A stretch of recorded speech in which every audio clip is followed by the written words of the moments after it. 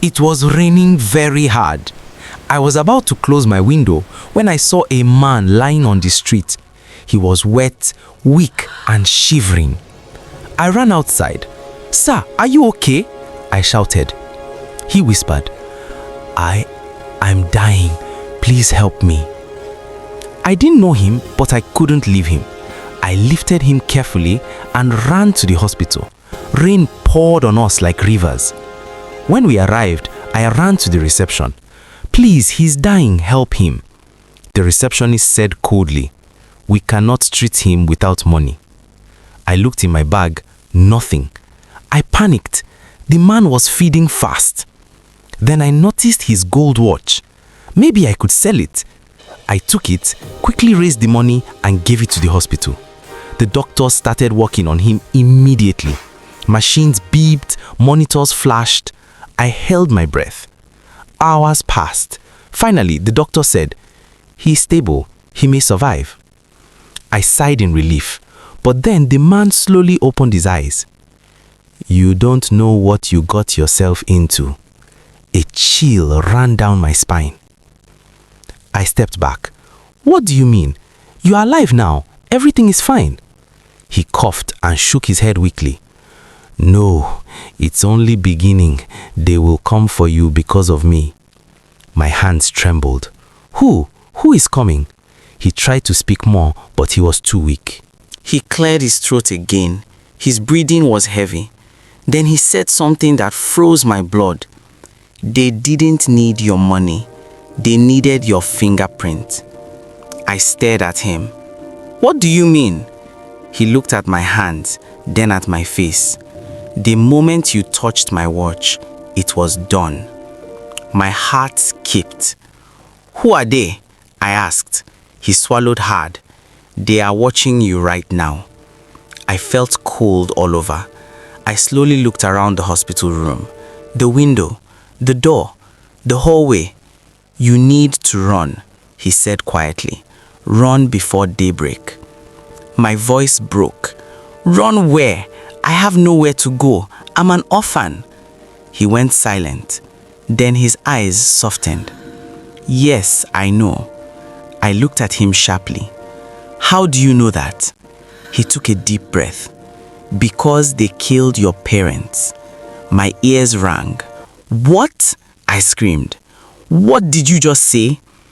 "Your parents were unalived by them," he said slowly. "And you were supposed to die too." I shook my head violently. "You are lying. I was told it was an accident." He smiled sadly.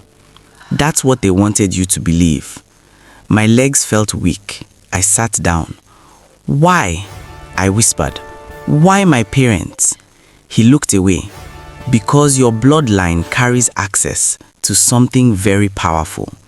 Helping a dying man in the rain was not a kind act. This time, the door opened. It was the police. 2 officers walked in fast. Relief washed over me. "Thank God," I whispered. "You are just in time." I turned back to the hospital bed and froze. The bed was empty. The machines were still beeping. The sheets were warm, but the man was gone. I blinked hard. Where did he go?" I asked.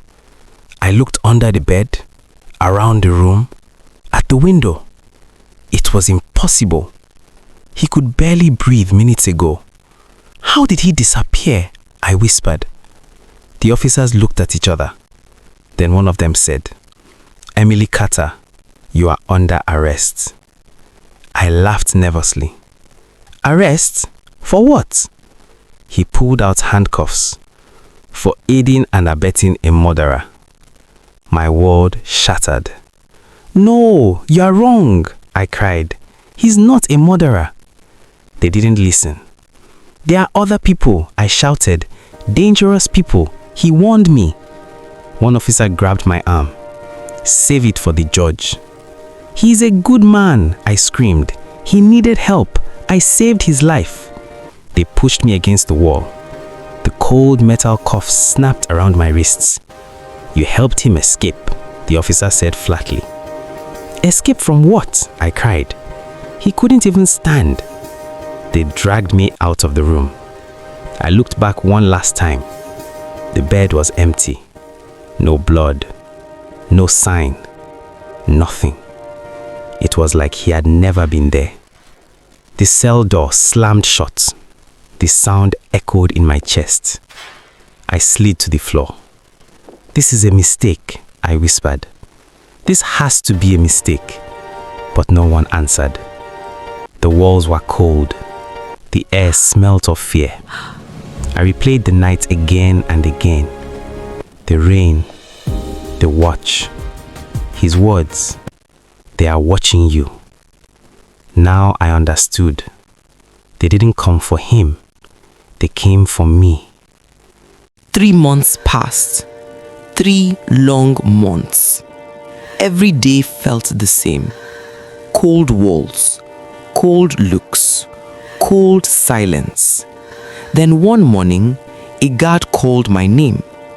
Emily Carter. My heart jumped. I was taken to an office. A woman sat across from me and said calmly, "You've been bailed." I stared at her. Bailed? By who? She shook her head. Anonymous. My stomach tightened. Anonymous? I didn't have family. No friends with money. No one. Only one face came to my mind. The man. But he was gone. So who paid for my freedom? The gate opened. Sunlight hit my face for the first time in months. I stepped outside slowly, afraid it wasn't real. As I walked home, every sound made me turn. Footsteps, cars, voices. I felt watched, just like he said. I reached my door. It was unlocked. My heart dropped. I stepped inside carefully. Everything was scattered. Drawers pulled out, papers on the floor, mattress turned over. Someone had searched my home, but nothing was stolen.